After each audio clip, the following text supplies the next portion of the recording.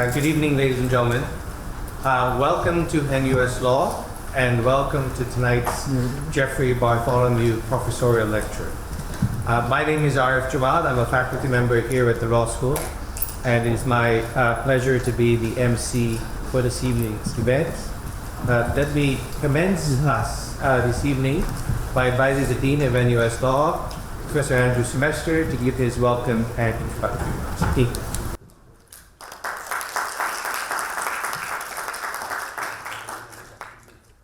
Distinguished guests, ladies and gentlemen, good evening. Today we celebrate the inaugural lecture by our Geoffrey Bartholomew Professor of Law. Now, many people don't realize this, but even though NUS benefits from considerable government funding, we actually teach our undergraduates at a loss. To enable us to do more, to enhance our programs and offerings, we need additional support. And today's event is a fine example of exactly that, and of the impact of such support that helps NUS Law to recruit and retain the finest academics from around the globe, and to bring their research and teaching into Singapore. In recent years, NUS Law has been privileged to have professorships endowed that are associated with some of Singapore's founding generation of legal scholars, or legal figures. We have, for example, the Kwa Geok Chu Distinguished Visitors Program and the Coomaraswamy Professorship in the Law of Evidence. And it's very good to see you here today, Vinod. Today, we honour a man who was part of the founding generations of Singapore's legal academia. The Geoffrey Bartholomew Professorship was established in honour of the late Professor Geoffrey Wilson Bartholomew, who served as Dean of our faculty from 1966 to 1968, when we were part of the then University of Malaya. Professor Bartholomew came to Singapore in 1960 to teach commercial and family law, and he remained as a professor at NUS until 1976. His teaching and writing helped to shape generations of lawyers in Singapore and Malaysia. His publications have been integral to the foundational legal literature of both countries. This professorship, which was established in 2005, serves as a fitting tribute to the role that Professor Bartholomew played in helping to develop the distinctive legal system that Singapore has today. Unsurprisingly, the holder of the Geoffrey Bartholomew Professorship is with us tonight. The chair of this evening's discussion, Lucy Reid, will introduce our speaker shortly. But let me take a moment to say what a pleasure it is to have Professor Damian Chalmers here this evening to speak on globalisation, the law, and making markets better in the global south. The pleasure is, in no small way, a personal one. Damian came to us as a full professor at the London School of Economics, so he took some convincing. I recall spending a lot of time with him on visits to London, including one or two very long dinners, as I sought to persuade Damian to jump ship and indeed continents. Hiring at this level is a long process of building trust and of finding the kind of colleague who will make NUS Law a better place, and a better place as a whole, not just in each professor's specialist field. Damian exemplifies the qualities that we look for in a leader. Somebody who works hard not only on his own projects, but also to make the work of his colleagues better. Like Professor Bartholomew, he has been an integral part of the ongoing project to make NUS Law the great faculty that it is. So, no pressure then. Thank you for joining us in Singapore, Damian, and I'm very much looking forward to your lecture. And on a final note, it is my distinct pleasure to welcome back somebody who is herself a world leader in international arbitration and public international law. Lucy Reid, in a moment, will formally introduce our speaker. Thank you for joining us, Lucy. And thank you to everybody who is here with us tonight. Welcome.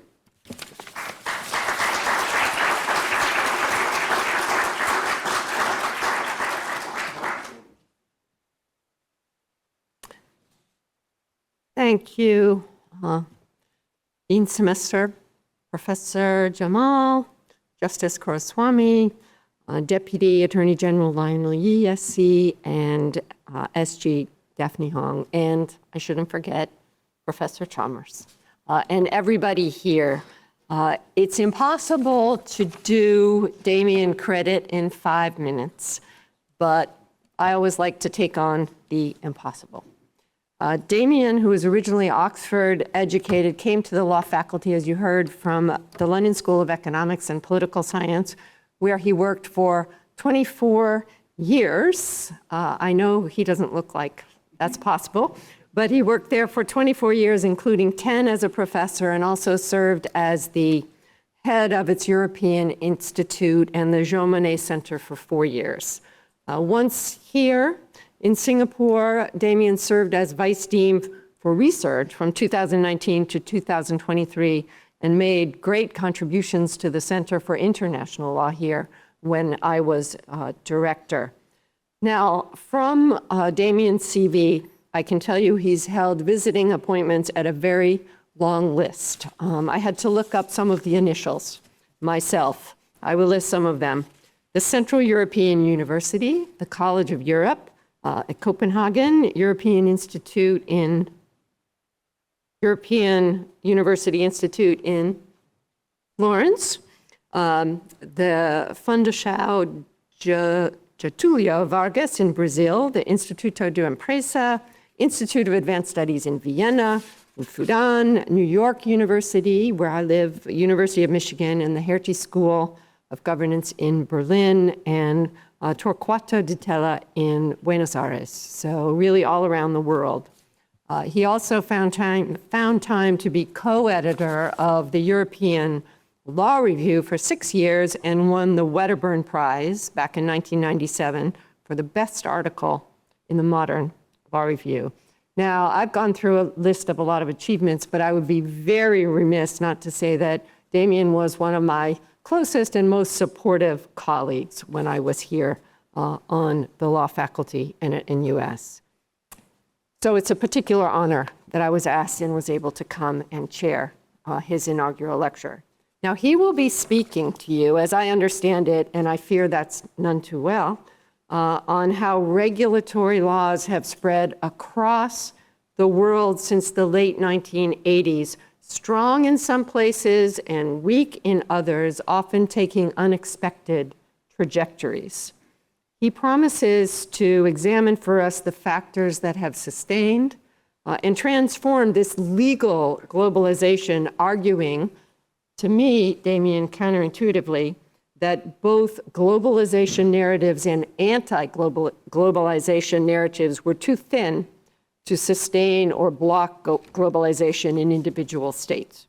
So using competition policy case studies from 3 regions in the global south, Damian submits that domestic actors, correct me if I'm wrong, that domestic actors use these global regulatory laws as part of wider reaching domestic processes to revise what the domestic market should be about.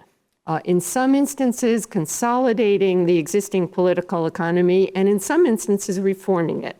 The result is, we're told, or submitted, it's now possible to identify regulatory law across the global south with several distinct market models. Hoping I got that right.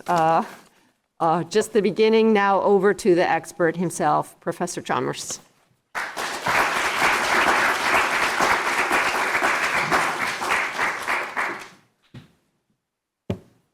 So, first of all, a big thank you to everyone, particularly our distinguished guests, for coming at the end of quite a long day. A particularly big thank you to Lucy and Andrew. I'm not sure if it's true, but I'll take the praise however it comes.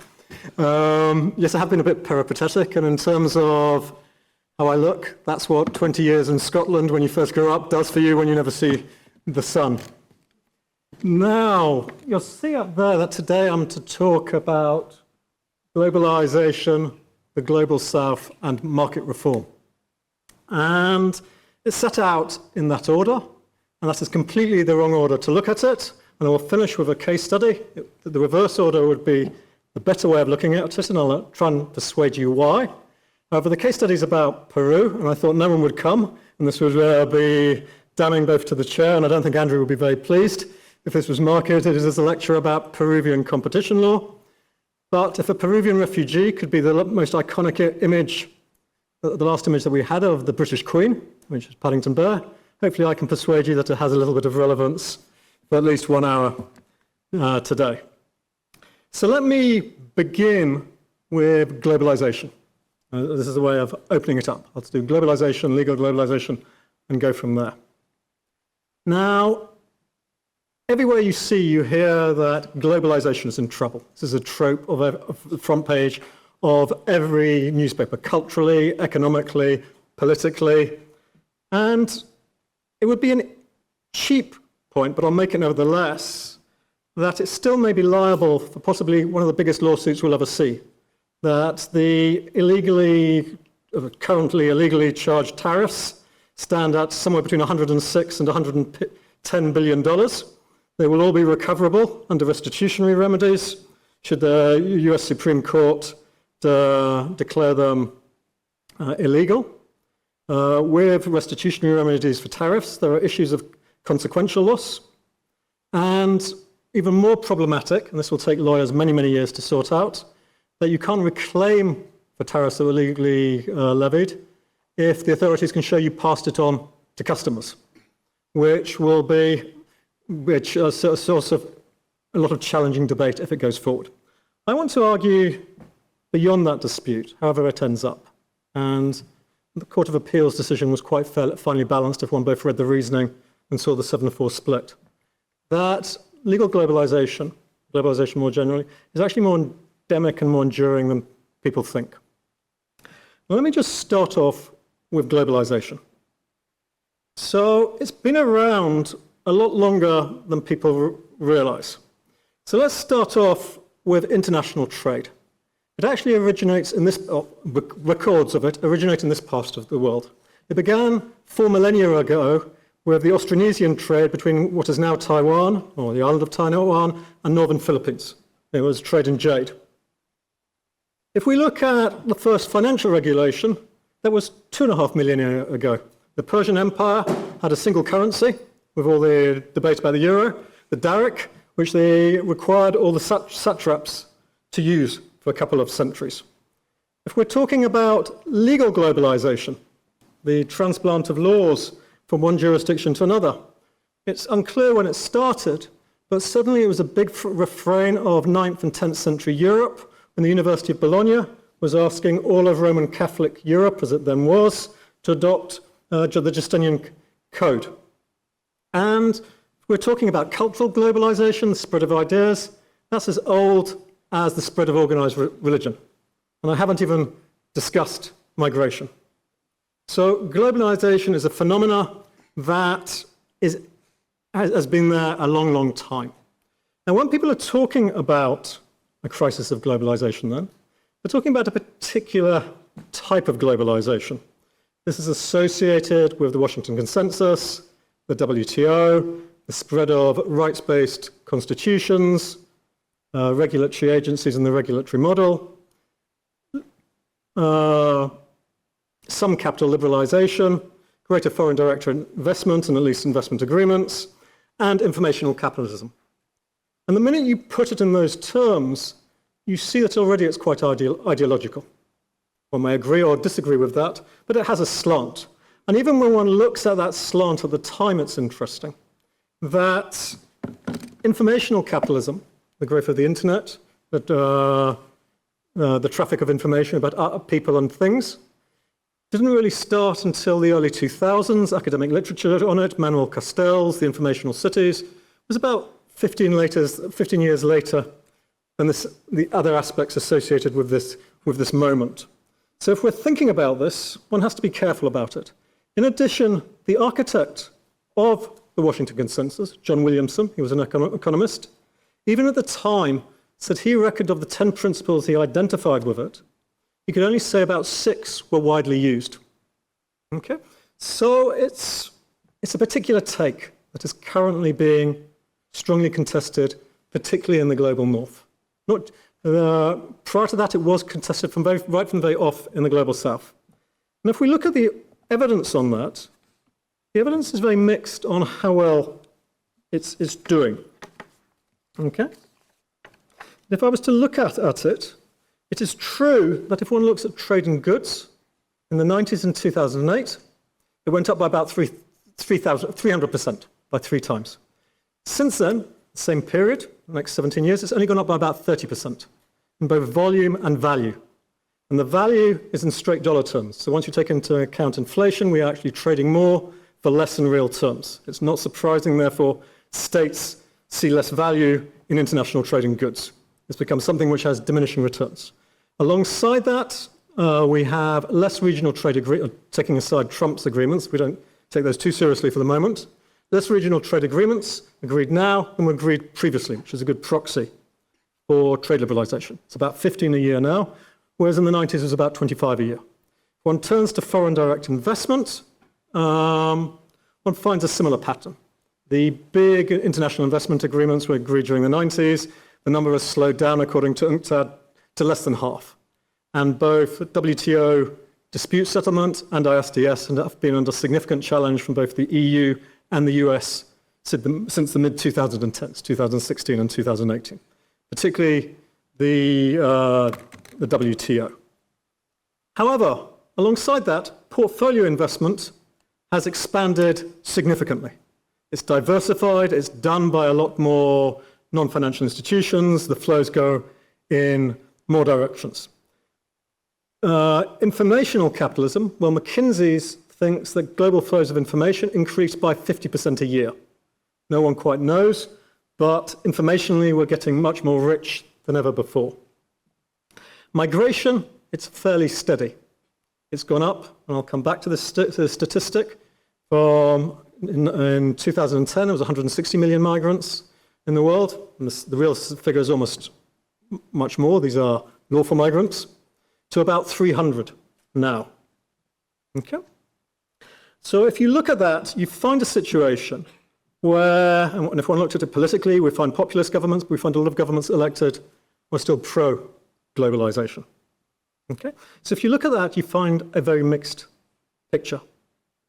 It's not as simple as saying it's going one way or another. The returns from globalization are going in different trajectories. Culturally and informationally, we're more saturated with it.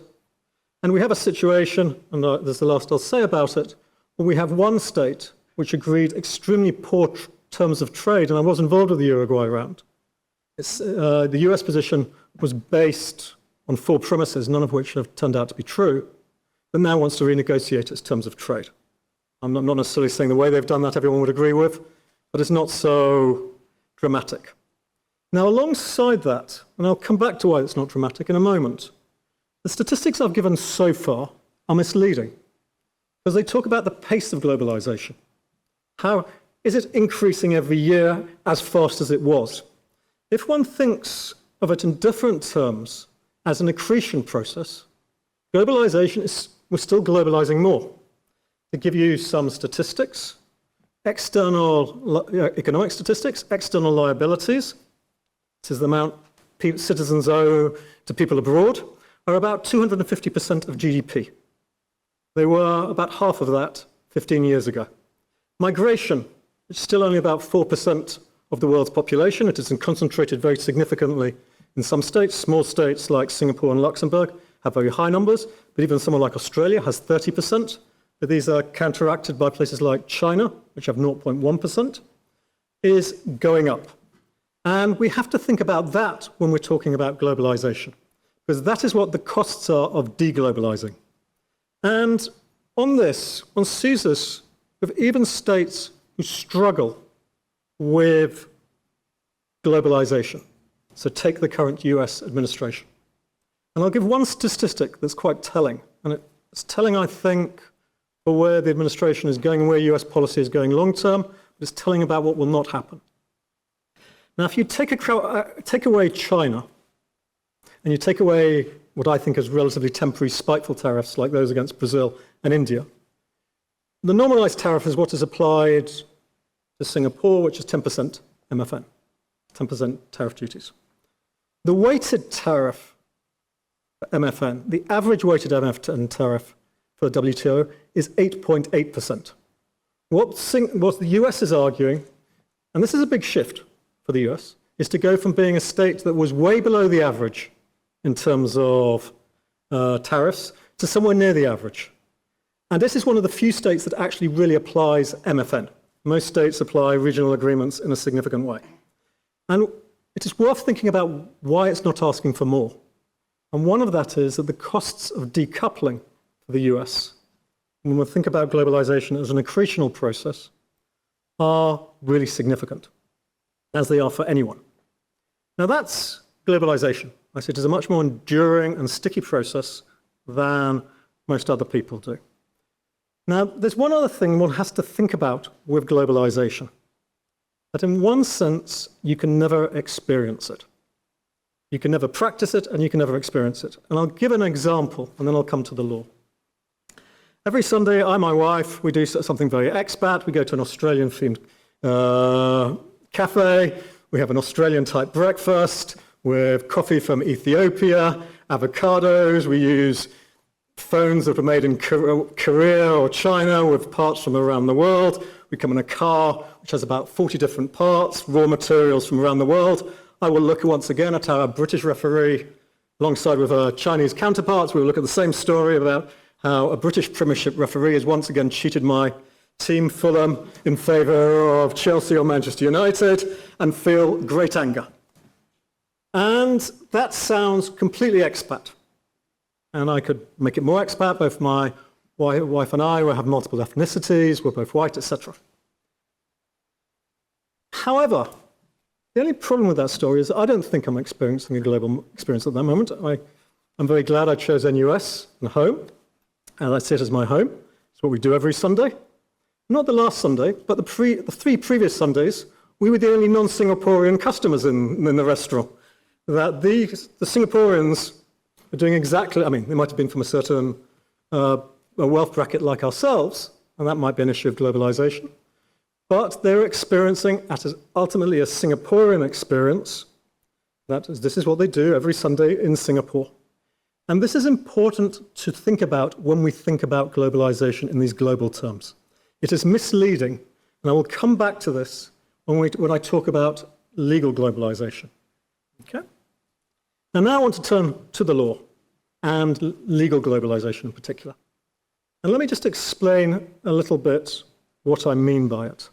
Legal globalization, people think of public international law, lex mercatoria, or regional laws like those promulgated by the EU or ASEAN or CPTP. And that is all part of legal globalization. But arguably more enduring are legal transplants, where states around the world take boilerplated laws from elsewhere, make them into their own laws, adapt them, and this has led, at least on paper, I will argue, to quite significant legal transformation around the world, and on paper at least, quite a significant degree of legal change and legal homogeneity. And I will start off by saying when we see this process, individual phenomena penetrate deeply into our lives, are fairly extensive, and are fairly multifaceted. And now I better start the slides. I'm going to show you 3 pictures from the Global South. And I'm going to say they all have quite a lot legally in common. So the first one, this I'm sure is not how I imagine most of Manila. I'm sure this is some Makati. This is a mocked-up thing of someone getting into a grab car in the Philippines. This is Huanaco. It should be, there's a typo there, so Huanaco. This is a small town in the Central Highlands in Peru. Ignore the advert for Steve Jobs, he just gave some money.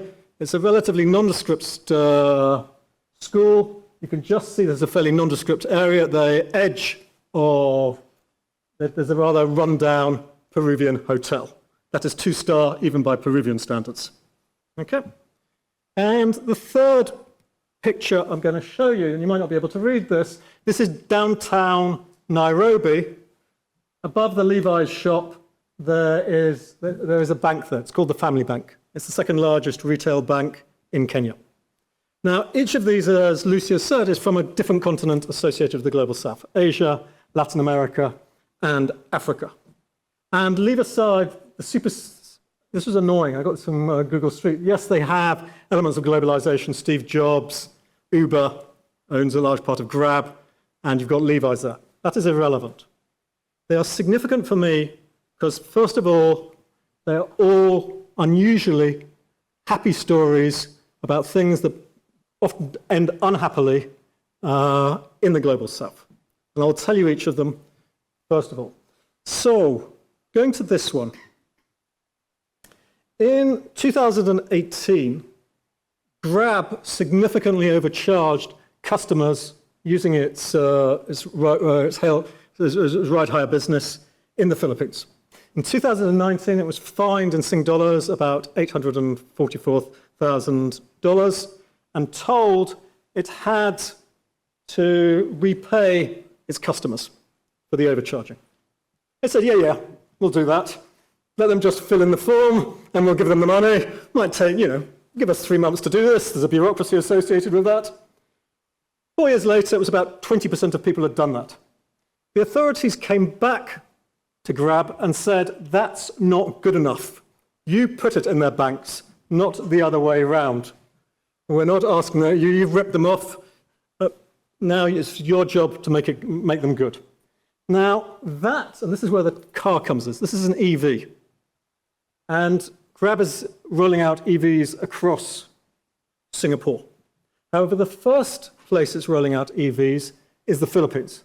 And I would suggest to you that part of the reason that it is starting in the Philippines, and I think Manila will benefit particularly from that, is the context of this decision.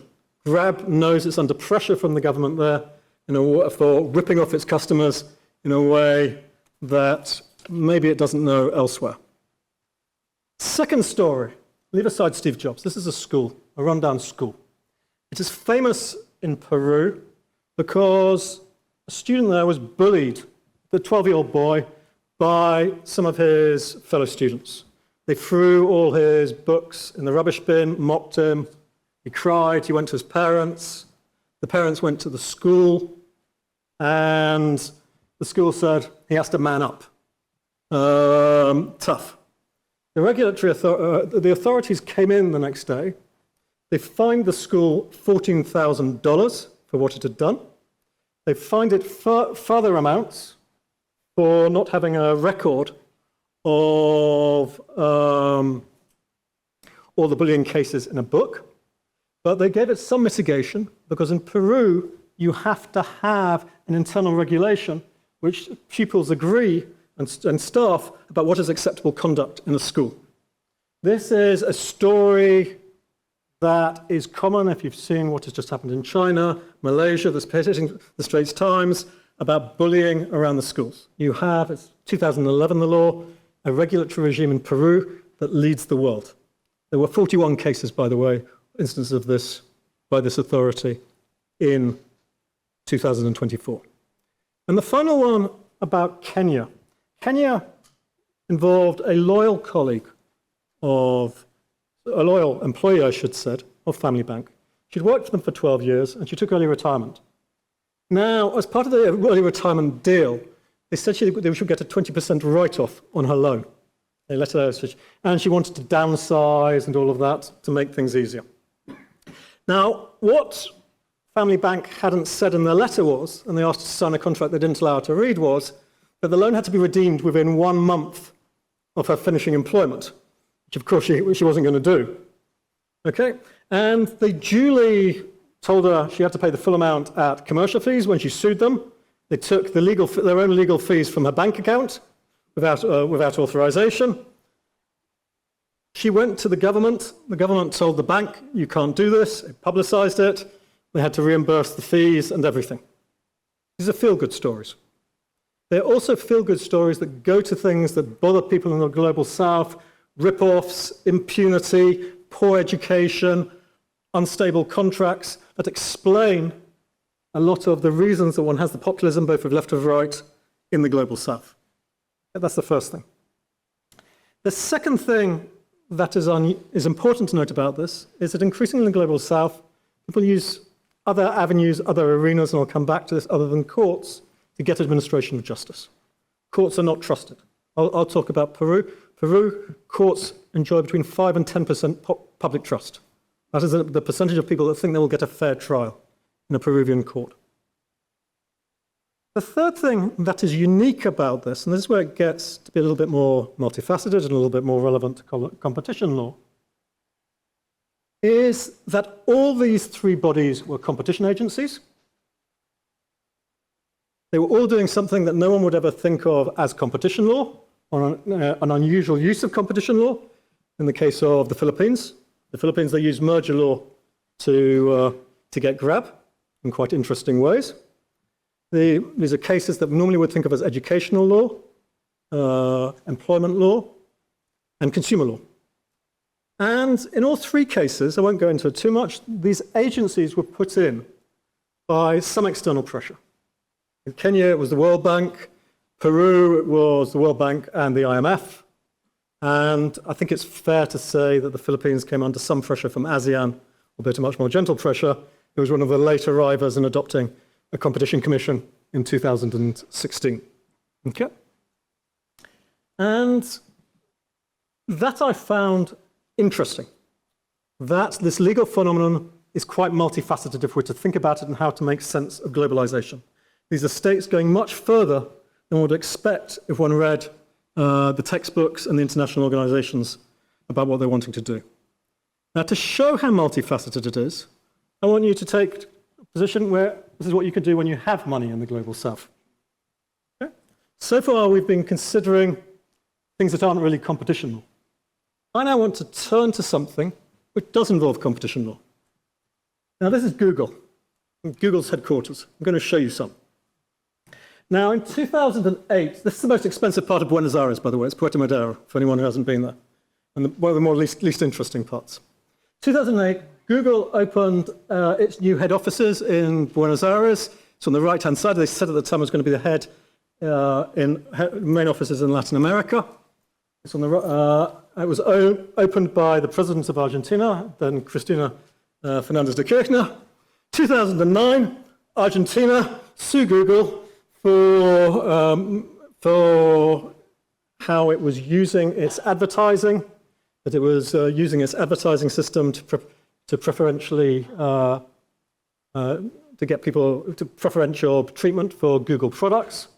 And alongside that, Argentina also sued Google, although this went through the courts rather than the competition agency, for using data illegally on Google street searches. People were finding that their personal data was being used in ways that they were not happy about. Argentina settled with Google in 2012 for quite a significant sum of money.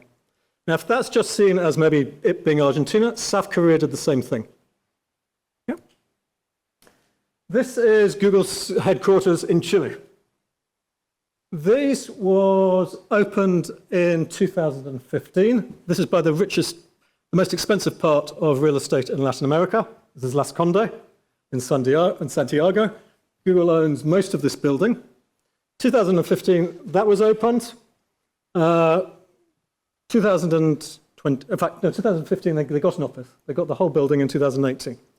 2024, Google has been fined $89 million by the Chilean competition authorities for the way it operates the App Store. And alongside that, they've refused to give it permission to run its data processing center, which is the biggest, meant to be the central one in Latin America for AI, on the grounds of the amount of water this center will use. It was an environmental reason. So Google is reconsidering it. Final one. This is mocked up. So this isn't the most expensive real estate, but this is the projected headquarters of Google in India. Google India will have the biggest headquarters in the world outside the US. To be in Hyderabad, it was first agreed in 2015. It will be 3 million square foot. It's still being built. The most aggressive competition authority in the world at the moment against Google and is the Indian competition, the CCI. It fined Google for misleading advertising, the same thing as the Argentinians, in 2018, 18 million. It fined it in 2022, 161 million for requiring pre-installed apps on the Android system. 2 days later, another $170 million for the Google Pay billing system. A couple of weeks ago, it fined another $3 million. It's the first to look at Google TVs. The Indian competition authorities see this as particularly problematic. It's over $250 million that has been fined, that Google have been fined by India. Now, what is unique about these cases, and they're not alone in the Global South against Google. There's a huge one currently going on about Brazil. First of all, if you look at the law being adopted there, it's quite innovative. That what has happened with both the CCI and, one has to say, the Chilean authorities is they're very unhappy about the App Store on Android. You put an app on Android, you have to pay 20% to Google. We don't pay it. It's a rip-off for the app developers. And it's very difficult Google makes it very difficult for people to download apps from the web. Now, this is only now being addressed by the EU, for example. The EU is coming to it, and the US hasn't looked at it. Okay? They're ahead of the game. The Argentinians were ahead of the game, the US authorities, over the relationship between data protection and Google Street Search. That's the first thing. The second thing is that if you look at these, none of these cases were just about competition. They were either about data protection, or in India, the development of its data space, which it wants to be particularly autonomous. And there's a question of how we make sense of this. This idea of states just boilerplating, using legal regulation, doing what they have to comply with international organizations, is not true in much of the Global South. They use it in innovative ways. I showed you that with the first set of slides. And they often use the law in a way competition lawyers would understand in quite inventive ways. And there's no reason to be surprised about that. There are many competition authorities around the world. Why should the EU, the FTC, the Australians have a monopoly on pioneering competition law? Okay? And there's a question of how we make sense of this. Okay? And I will then just talk a little bit about that and come back to this. So the first thing I want to say about legal globalization is it's complicated, it's messy, it's intrusive, it comes out in multifaceted ways, which is why people often can't get to grips with it. The second is that if one's looking at legal globalization, it's quite pervasive. This is a study there's a series of studies done by an Israeli academic and a Spanish academic. The Israeli academics Levi Thor, the Spanish academics Jordana. And what they show is that during the 80s and 90s, the regulatory model swept the world in a series of fields: financial services, energy, utility, competition, environment, data protection, pharmaceuticals, digital services, what used to be broadcasting law, health services, consumer protection. States adopted remarkably similar laws around the world, at least on paper. And that's an awful lot of law. If one's thinking about legal globalization, it's up there as a global change with anything else. And they adopted remarkably similar models, that most states had a regulatory agency rather than courts responsible for administering these. The independence of this regulatory agency, the resources, varied. And one finds this across all areas of the world now, arguably other than some parts of the sub-Sahel. So we have this phenomena, this multifaceted phenomena that I'm talking about. It's particularly strong in competition, but it happens elsewhere. And it happens across a lot of law. States adopt laws from elsewhere, and then they develop in very unusual ways. And then we sort of think, well, why are people unhappy or confused by legal globalization? Now, what I want to do in the next bit, and this is still on the global level south, is give some reasons for you. People have said, so I'll leave this, it's just so this has happened in competition law an awful lot. I'll move forward. People have said there are 3 reasons for this. You have this sweep of regulatory law, similar financial services law, similar environmental law, similar competition law, similar informational technology laws across most of the world on paper. People give 3 reasons. First one is the priority of politics. So the priority of politics goes something like this. That since the Second World War, we've had more states, but states, each individual state, is expected to do more things. Every state now is expected to do something about AI. Every state is expected to do something about climate change. We as lawyers constantly have to put on, we're having this debate in the law faculty at the moment about the size of the syllabus, because people remember what they did when they were students and say that should still be there, Roman law should still be part of the syllabus, but we also have to have lots of courses on AI law, or fintech law, or climate change law, or what have you. Now, this demand to specialize and do more, it has been argued, leads to legal globalization. States, it's too risky to go out there and create their own model. They buy off-the-peg models, adapt them a bit, and so this legal globalization is actually a corollary of state expansion within their own territories. That if you look at where this legal globalization has happened, it's not in contract law, in tort and property law, by and large. It's in these so-called new areas of law, the electives on any syllabus. Okay? That's the first reason. People who argue this point out, however, local circumstances will mean that in practice you'll get significant divergence. The second reason says it's all because of the economic. It's all because of global capitalism.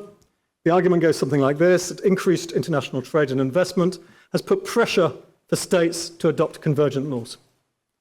Multinationals, investors do this to facilitate both trade and minimize investment risk.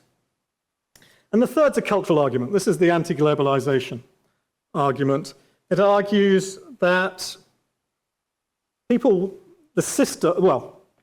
international trading system, and particularly those interests that benefit the most from it, need a cultural glue to make sense of it, to normalize it, and to make it seem reasonable.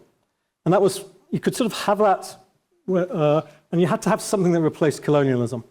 And so there's this argument that you got this sort of techno-liberal hegemony of saying that we should have liberal laws, international trade, the right to freedom of investment. And what this was about was prioritizing international regulation, things done by regulatory agencies rather than local political economy, with the competing domestic interests, law over politics, and political contestation. This argument has been around since 2000. Its most famous advocate at the moment is Donald Trump. Okay? Now, there are many problems with each of these arguments. Okay? They're wrong on many counts. And I will just say they're wrong because they don't account for one of the photos I've shown you. None of these 3 arguments can explain any of the photos I've shown you. And you might say, well, you just chose some bad examples. However, the literature shows the following. Standard accounts do a number of things. It's not trivial numbers. Firstly, many states, when they get international norms, gold plate. And gold plating is a bit of technical jargon. The civil servants get hold of it, and they put more in than is necessary. And then everyone says over-regulation. And there's a good reason civil servants do this. They see there's a chance to rationalize the law. This happens everywhere in the world. In the EU, it's estimated that over a third of EU laws are gold-plated. The EU regularly point this out to member states. The member states don't listen. Okay? And this happens with legal globalization. The next thing that this system can't explain is why these laws are not sectorally confined. The way I put this here is a third of agencies are multi-sector.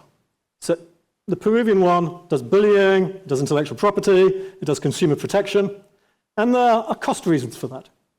But it also means that the agency thinks about things in a different way. It doesn't just think about a discrete consumer protection law, a discrete competition law, a discrete IP law in the way that we might when we teach it. These can't explain that. The world of legal transplants is very poor at explaining that. The third thing, and these make, the last two bullet points explain the middle ones. So the third one, distributive issues. If you look at a lot of regulatory agencies in the global south, they're very clear that they will deal with distributive issues. In the global north, we're told that regulatory agencies will not have legitimacy if they deal with anything other than market externalities. Their job is to make sure that competitive markets work well. It's not unusual for regulatory agencies in the global south to be quite comfortable about switching wealth from one party or one group of society to another, in often distributive rather than allocative ways, in quite indeterminate ways. Alongside that, this is a reference to Mickey 17 and the film, because I love the film director. Another thing that none of these theories can explain is that regulatory agencies in the global south, they never die, they have a Frankenstein feeling. They have a good period, they go fallow for a couple of years, they come back. They have these life and death elements. This temporal dimension is difficult to explain. And they don't explain very well what happens next, or anything else for that matter. And I'm going to give two quick examples, and they're both from Chile. Now, in competition law, as in environmental law, as in financial service law, there's often this rather patronizing view that these laws are transposed on these states and they had no laws there. And that is true, technically, in many cases. They didn't have laws called those laws there, but it's not the same as saying there was no regulation there. And for most of these states, what regulation does is very important to their economic management and state building. So if you struggle with a weak currency, an unstable macroeconomic outlook, the tools of microeconomic management become very important. And let me give you some examples.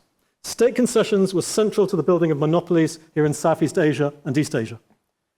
Very controversial for that reason.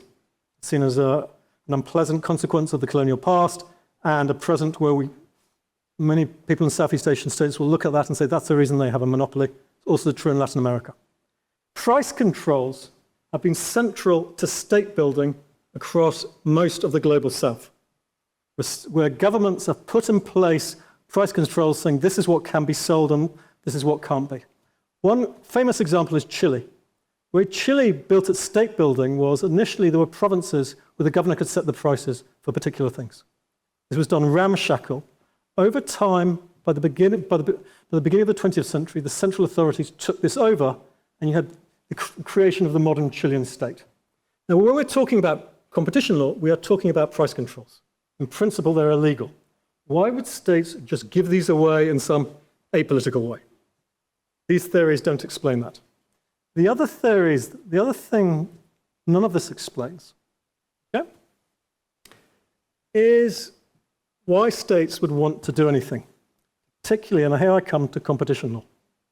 This is the last point of the slide.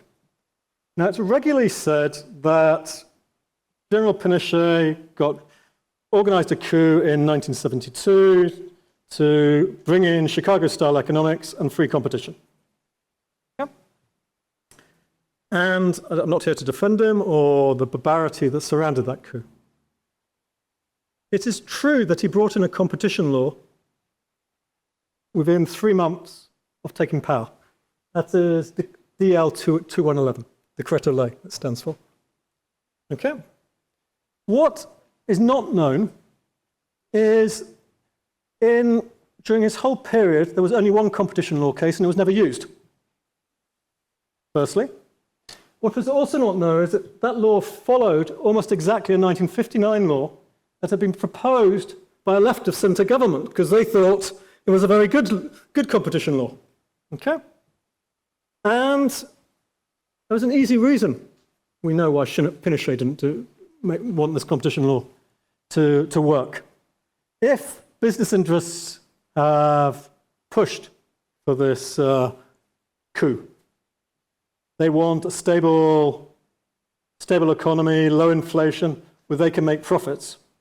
Why on earth would they want a competition agency that's going to take away all those profits put in the next day? It was completely logical what he was doing. But if that's so, we have to explain this paradox. Why are states putting in something which might be rejected by the very people who are meant to be in favor of it? Okay? So there are all these uncertainties, and I want to go back, and I've got about half an hour, I don't think I'll get onto Peru, to put my explanation for what's going on. Okay, and Lucy spoiled the show here. Okay? And I'll come back to my coffee experience, and I want to link it with this gentleman, who many of you will know.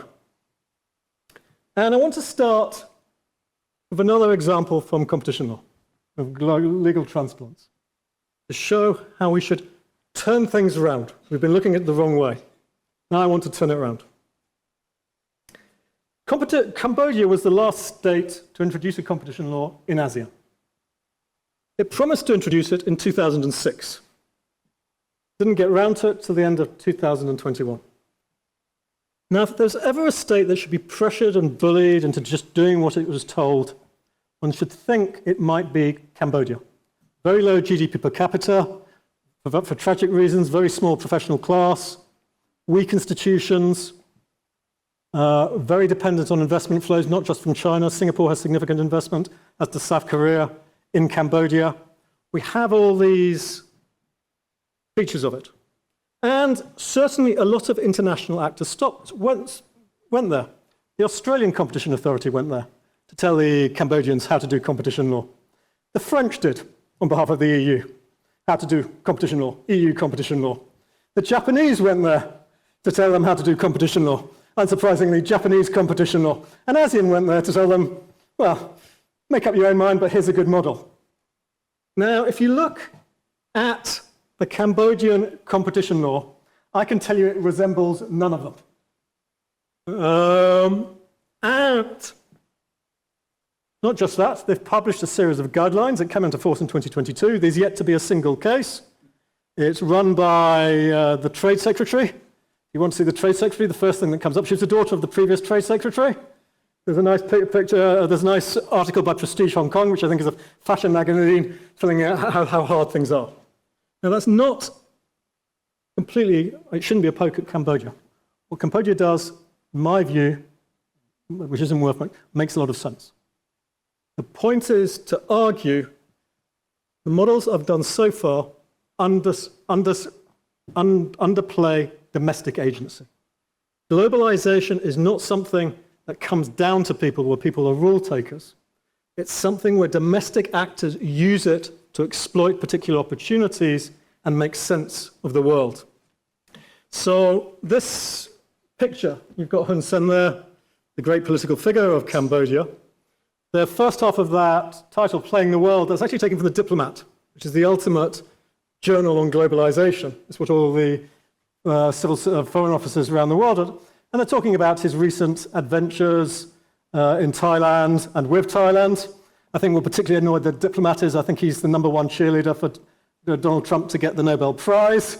And this was the first part of it. But what I liked about this photo was he's at the World Economic Forum, Davos, the great crucible of globalization, and he doesn't look intimidated at all. He looks, to my take, as if he's rather enjoying himself. And so I want to suggest that we think of globalization as something different. Yeah?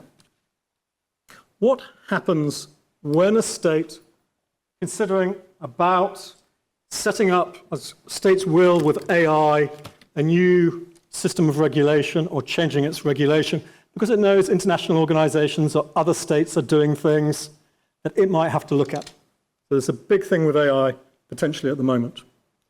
Well, you can only say 3 things happen. Okay? Only 3. It's all that happen.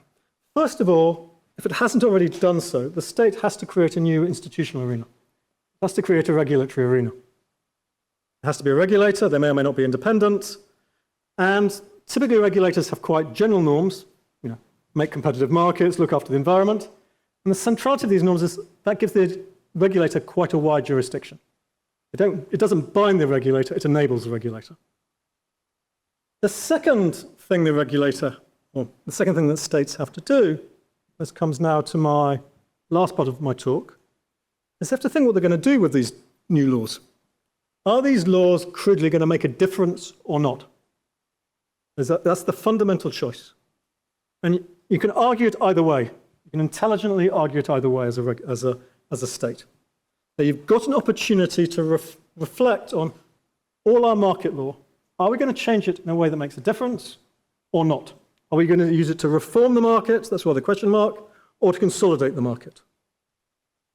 And whatever decision you make is going to have a decision across three planes.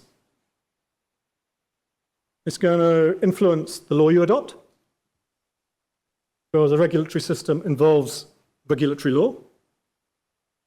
AI regulation will set AI law. Environmental law is environmental, a lot of it's environmental regulation. Secondly, it will set up a regulatory process. And what I mean by this is a process that seems to modify behavior by setting standards, monitoring behavior, and rethinking things. It's a process of control where you have seeking, not just to put a law in, but the point about regulation is to direct behavior to a particular goal. And thirdly, it's a public policy process.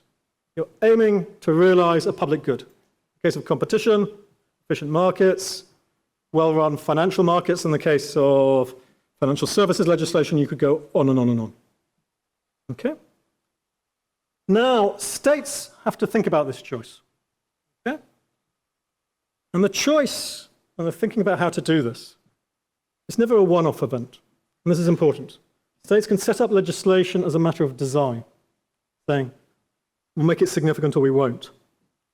But they can't anticipate everything will be done, and they have to give the regulator wide jurisdiction. That's the nature of the things. So it's never a one-off event, firstly.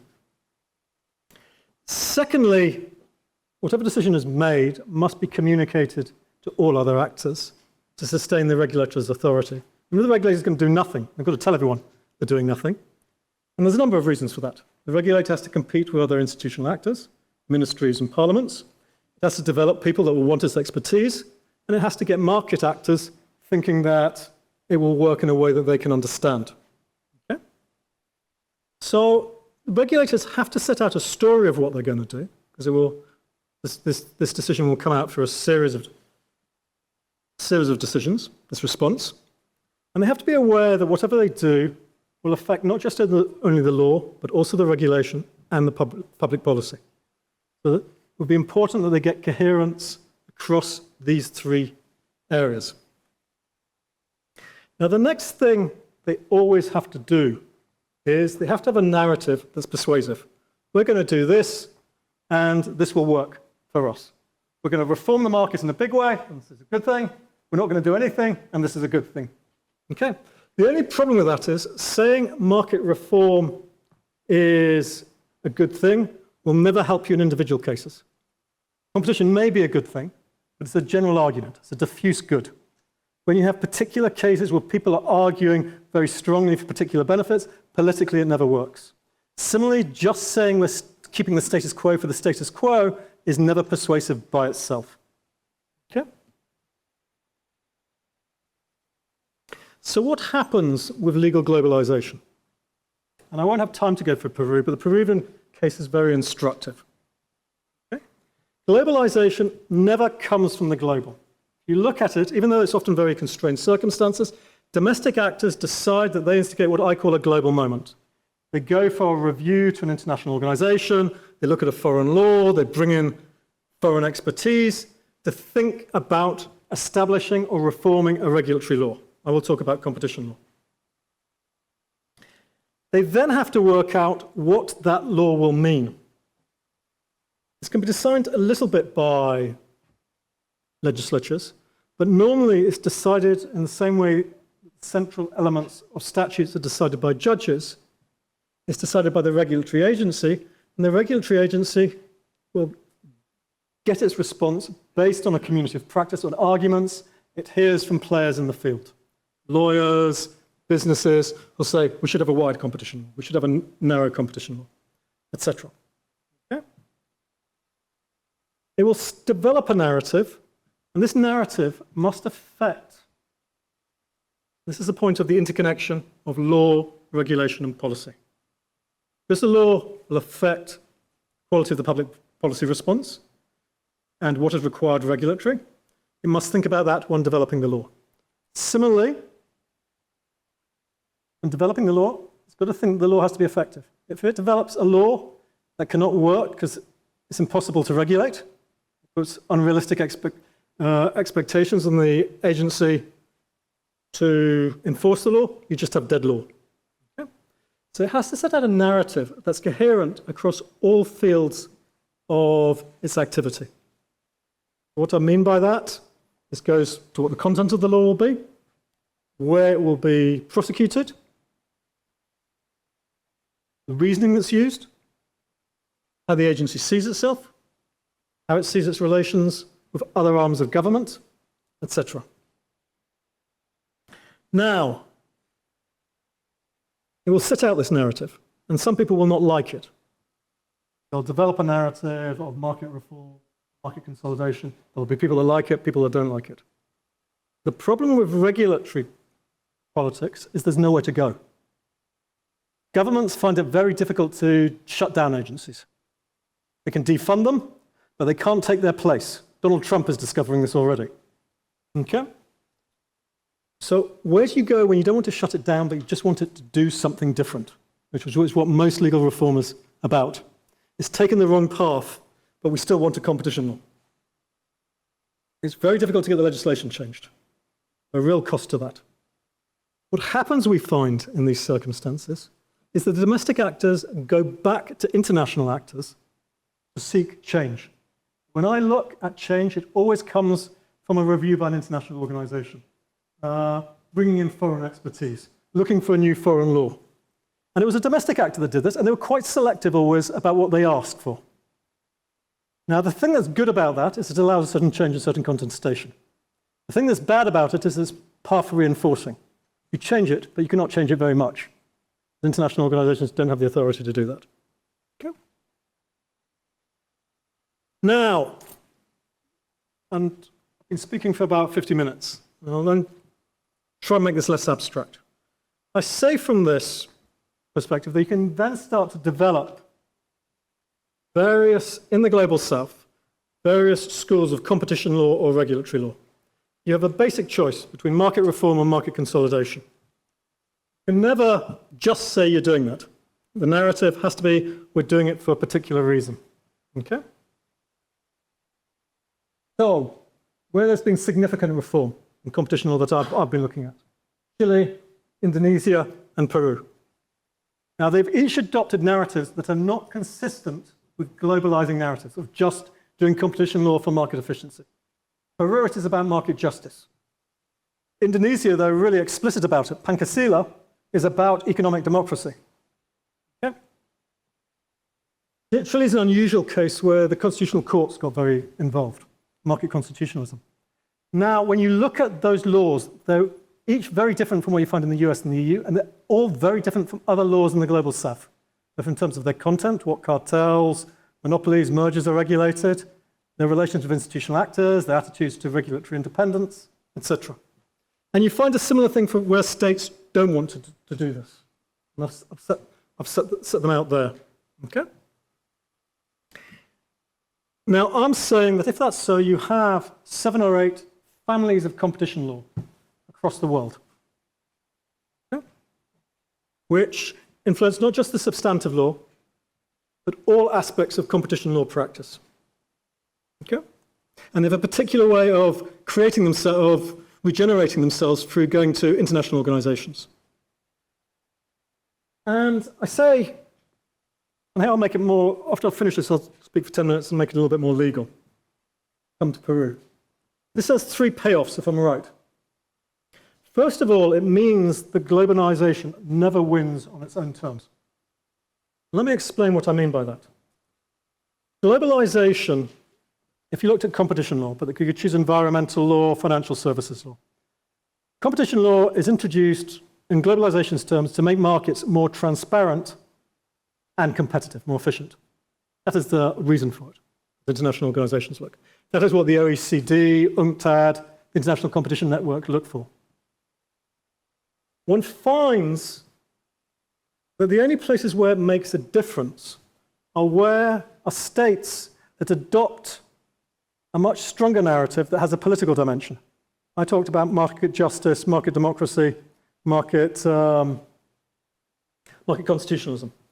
These are areas where the regulatory agencies did something that might be called populist, but led to significant competition law that was sustained over the long term because it was domestically popular and domestic actors could live with it, significant actors. But you needed a political economic narrative. It wasn't just enough to say we're doing market reform. Globalization is significant, but it will never do what its protagonists want. I don't think that's a problem, but if you're looking for it to supply that, you're going to be disappointed. And so it's therefore not surprising that people like The Economist, the Financial Times are saying globalization is in trouble. They're saying it's in trouble because it doesn't look like the globalization they thought of. And when they think about what's going on, the three examples I gave you at the beginning, they don't think of that as globalization, even though it's vastly improved the lives of many people in the global south, albeit in ways that these people probably wouldn't think of as globalization. Secondly, I would argue, and this is a pompous and pretentious point to make, that it creates a more varied account of competition law or regulatory law. We tend to think of it in terms of regulatory practice, best practice compliant with what the OECD, UN principles, EU, US, Japan, Australia do. That might be the starting point for many regulators and governments. When you're a civil servant and you're told, generate a new law. Yeah. My genius, or let's just find someone else who's done it. I remember when I was a European Commission official, I would look for those because you wouldn't be blamed for making something up. But it doesn't explain what happens thereafter. And the practice is much more varied. Okay? And I say one can still talk about the practice in a cohesive way, in a much more varied way, and hopefully a more responsive way. Thirdly, and I'd make this point, you might ask me, what's the practical relevance of this? I'd make this point to any Singaporean business person who was wanting to do business in the global south here, in Southeast or East Asia. If you think about the apparatus for this regulatory law, it's regulatory agencies. Now, these regulatory agencies aren't often typical agencies in the way, dare I say it, one has in Singapore, which is how I assert British agencies and US agencies, non-political, technical, expertise-driven agencies that have a sense of modicum. A lot of these agencies are much more explicit, much more polarized, much more politically contentious. It becomes important to know how each of them works if one's going to get what one wants. They are important arenas of both politics and law, these agencies. If you look at the KPPU in Indonesia, for example, as an example. Now, that's all very interesting. I've got 7 minutes to tell you about Peru, and I think I'll use up the 7 minutes to make this less abstract. And I'll keep it very, very brief. I chose Peru because Peru is, by any circumstances, a state where this should completely fail. It was beyond Cambodia, okay? And it was a state that was ripe for bullying, had no domestic agency, etc. So let me tell you this, but it has the most successful, the most influential competition authority in Latin America. This competition authority instigated one of the biggest environmental class actions, $400 million. It stopped it about a couple of years ago.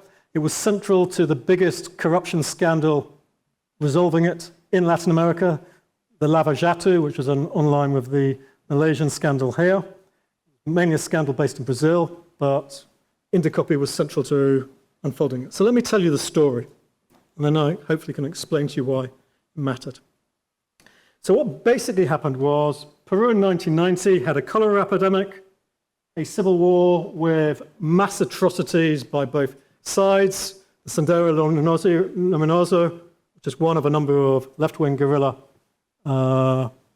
groups that had killed hundreds of thousands. There were groups within the military that were planning genocide against the Indian highland population. It had rampant inflation. Institutions didn't work. And for the purposes of competition law, the cartels were published in the newspapers. And alongside that, the word oligarchy actually comes from Peru. There was originally a certain family, there were 12 families.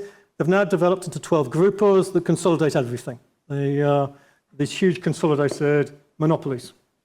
And to give one famous story, in 1980, 65% of the wealth of Peru, I'm sure you've all seen the map of Peru, was found between Callao, which is the port of Lima, and the central business district of Lima. Now, to put this in perspective, it's the same distance between Lima Airport and the CBD in Lima, between Shanghai and the CBD in Singapore. It's the same in Lima, between their airport and their CBD. Callao is halfway, if you want to put it in perspective, somewhere about Katong. So the difference between James's house and CBD, 70% of wealth, of all Peruvian wealth, was in that 6 or 7 square mile area. They went bust. The IMF comes along to them and says, you must do something about this. Okay? And that's one of the things they did was they promised to introduce a competition authority, which they had no intention, the main groups, of doing anything about. It was introduced by a presidential decree during the period of Alto Golpe, when the president, who's now died, but he spent a bit of time in prison, that's one of the other presidents I mentioned today, Fujimori had suspended parliament, it had no legitimacy. Okay? It was regarded by the Ministry of Economics as a terrible organization, and you're in a state where currently Congress has 7% public trust, and the courts, they've gone up a bit, 12%. The president has 5%. Okay? So, and now how's it gone to, you can see the stuff on the right, after the tax authority. I have not worked out why people like paying their taxes in Peru, but they love the tax authority. So being the most trusted institution in Peru. Oh, the Catholic Church is up there as well. It represents the OECD in Latin America, even though Peru is not part of the OECD. Fines are enormous. It is the premier place, along with the Ministry of Economics, for Peruvian graduates. And it has a remarkable corpus of local competition law. Okay? Now, I won't go through all the story, because I'm running out of time. But what the story of Peru is, what happened was, in fact, I'll just go back to this slide. In 1995, a remarkable woman, she was 34, Beatriz Bozo, was asked to head it. And she got lucky.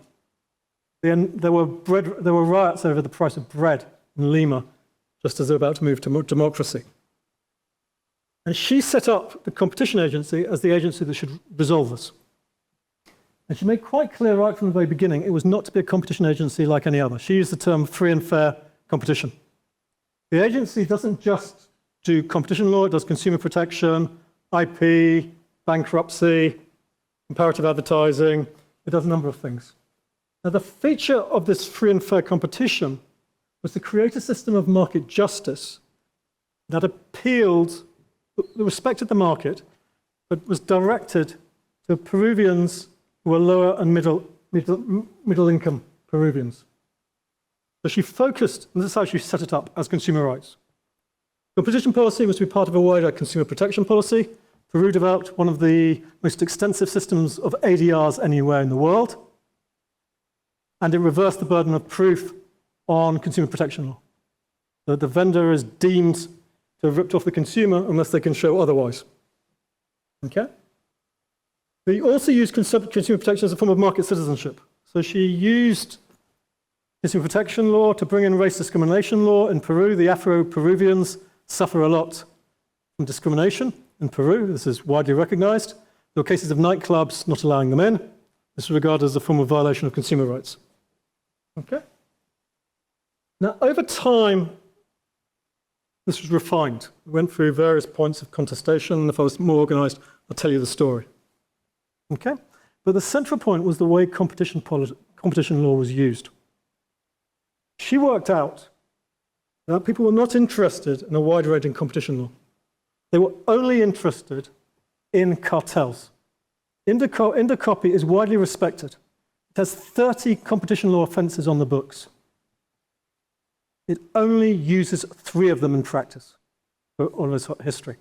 And the reason she worked that out was she said that these are the things that directly affect people's lives the most, low and middle incomes, in the global south, particularly if we go for things in the inflationary basket. She worked out that going after cartels would improve the average income or disposable income of lower to middle income Peruvians by about 40%.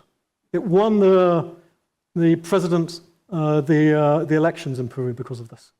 And so they went aggressively again and again after cartels. They develop very extensive law and enforcement practice. They're highly politicized. I'll just show you cartels they've gone after. Maybe it's not here. They've gone after basically everything that you can think of as a staple, or food, or gas. My favorite one, I'll just finish this one with you, and they mobilize people around them to do this. It's a very narrow competition law. It works on enforcement, with very refined forms of enforcement. It was one of the first competition authorities to bring in whistleblowing. And it works quite cleverly on citizen mobilization. So one of their famous cartel busts was toilet paper. And you can go on to the website over this, or onto YouTube, and you'll see full of lower income Central Highland Indian women in their traditional guest dress in their backyards, measuring out the rules of toilet paper and saying, this is 3 meters short, and this is not the amount applies. And it's an important point. It's a significant point. We joke about this. They made it. It was funny. But it's a significant proportion of people's income for people in the global south. And we see this as a significant point even in places like Singapore. Look at the number of people that pop across to JB every weekend. I don't think they're going for the sights there. They're going because the staples of life there are much, much cheaper. Now, I'm sorry I've gone over a tiny bit. I haven't really perhaps set out the example as clearly as I could, but I'm very happy to take any questions, and I'll stop here.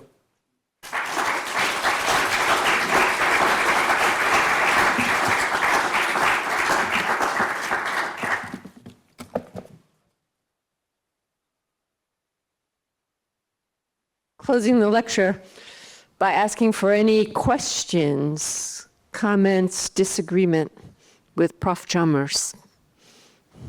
Can think about it. Yes. This microphone coming. Thank you very much. That was a very, very engaging lecture. I took pages of notes. So I'm curious about your, going back to your kind of fundamental claims and your theory about, why competition regulatory authorities are established.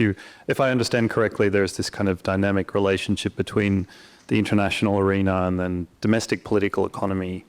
And it strikes me that, a lot of these market-based reforms have this characteristic where there's a single international player, whether it's the IMF or the World Bank, or, I do work on environmental law, so often aspirational bilateral donor like the Norwegian government, for instance. They will fund multiple reform efforts in different countries. So I'm curious about your reflections on the extent to which, in addition to the kind of domestic political economy, there is a kind of learning effect from reformers within countries from the experience of other countries, or whether that's just not sort of part of the formulation of domestic narratives, as you put it. So, how this works, my own view is the international organizations would say there's loads of it. And they could probably point to some stuff at an ephemeral level where people adopt a certain general stuff. I am completely skeptical about it. I'll give an example. I'll just go back to my central claim. My central claim is, yes, there might be international trumps, even with structural agencies, for people to set up these institutions.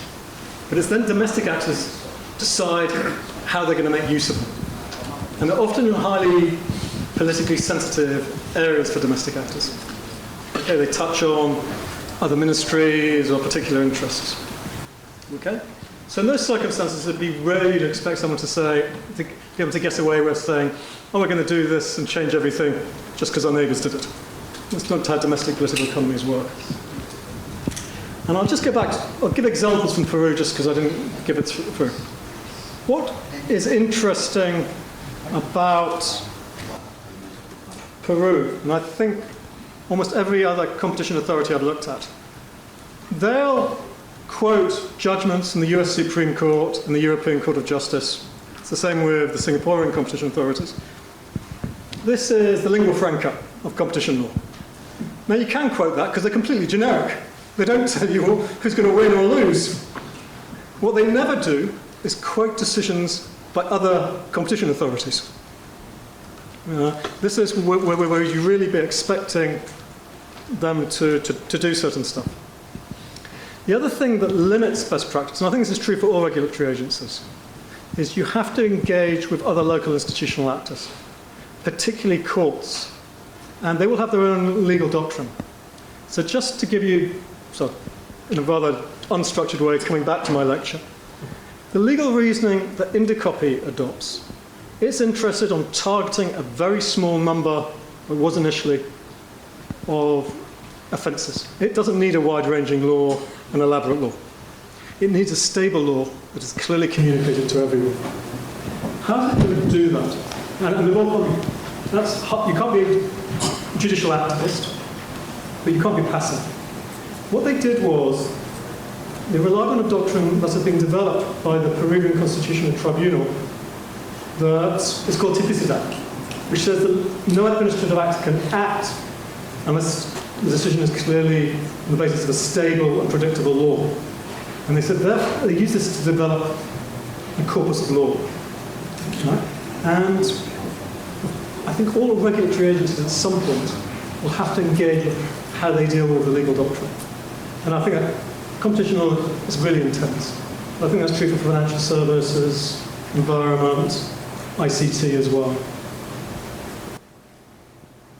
Any other questions? We have time for one more.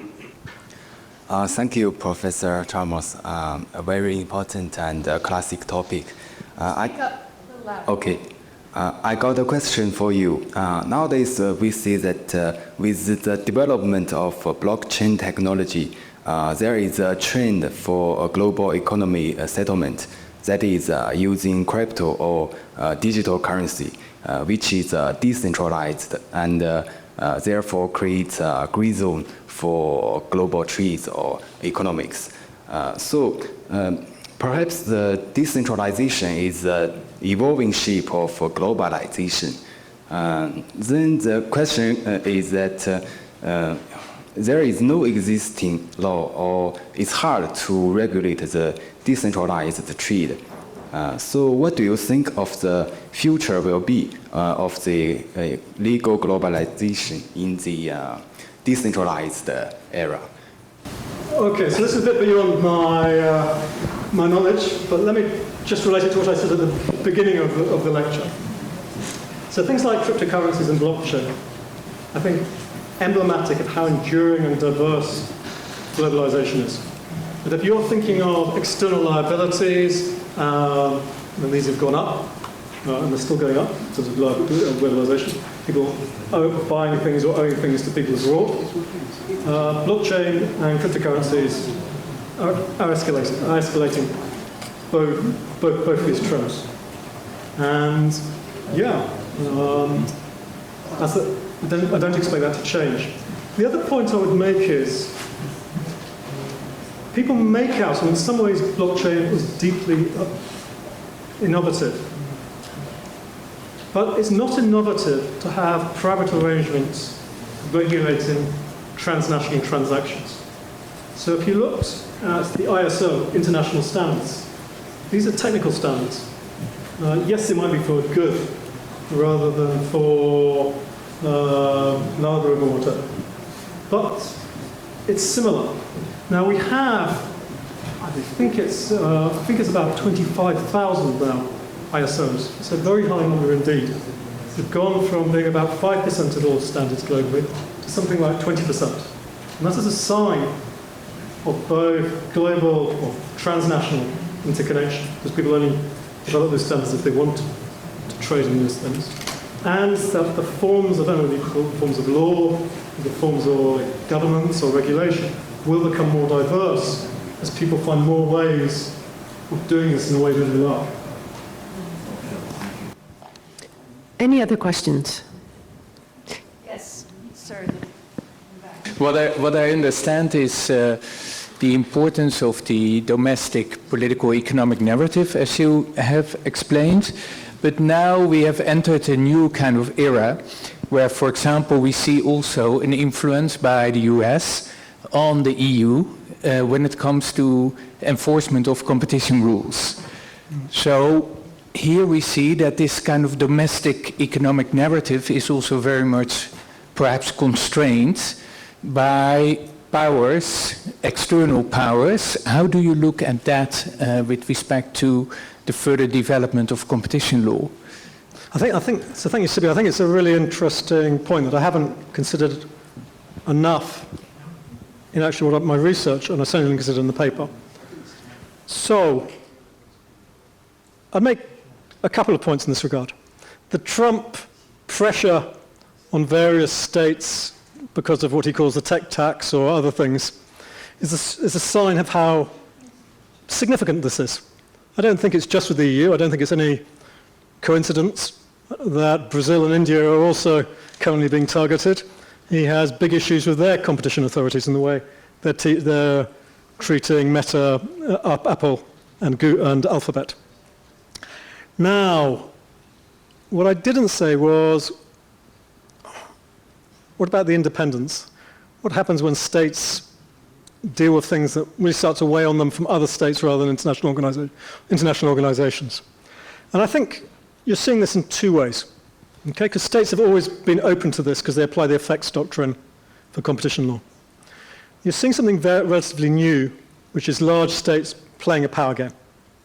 And it's not just Trump. He's at his crass. He's perhaps most crass, but you're seeing states being much more blatant about demanding things from other states in terms of investment, competition law.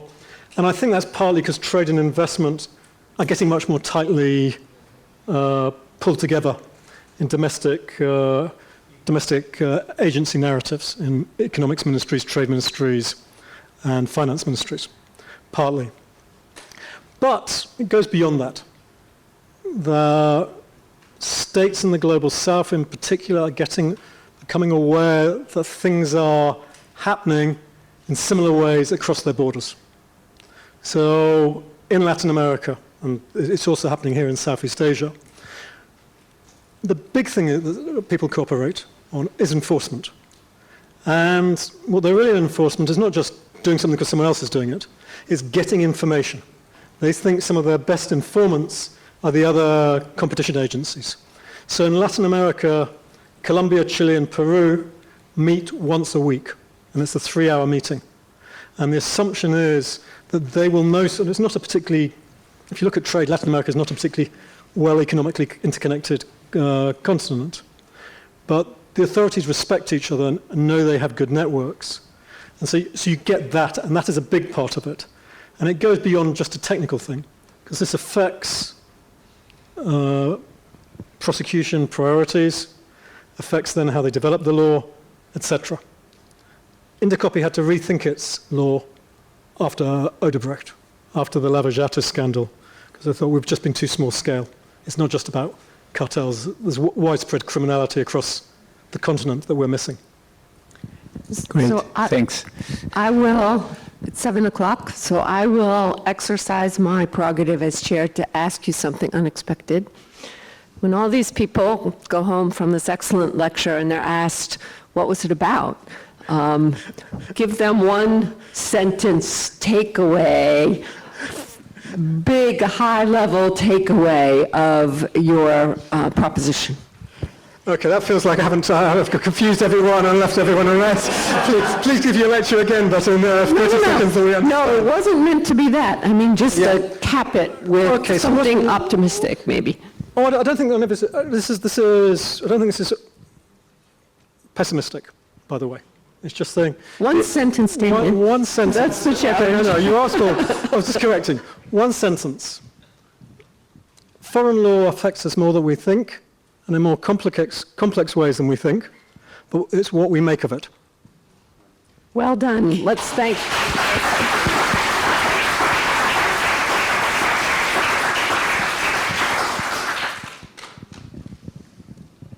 Okay, ladies and gentlemen, having commenced the program, it's now falls for me to also close it off. So let me start with some, I have some thank yous to offer as well as some announcements to make. Let me start with the thank yous. Please, can you join me in thanking once again our speaker, Professor Damian Chalmers, as well as our chairperson, Ms. Lucy Reed. Thank you very much. And some announcements for anyone here who is claiming CPD points. Please sign out by scanning the QR code, which should be displayed on the screen. And kindly note that we will not be checking names at the registration desk on departure. The second announcement is to invite you all to join us for a dinner reception, which is going to take place in the staff lounge, which is on level 2 of Block B, which is the building you'll see just as you exit the moot court. And finally, thank you again to all of you for attending, and I'd like to invite the Dean to join for some photographs. Thank you.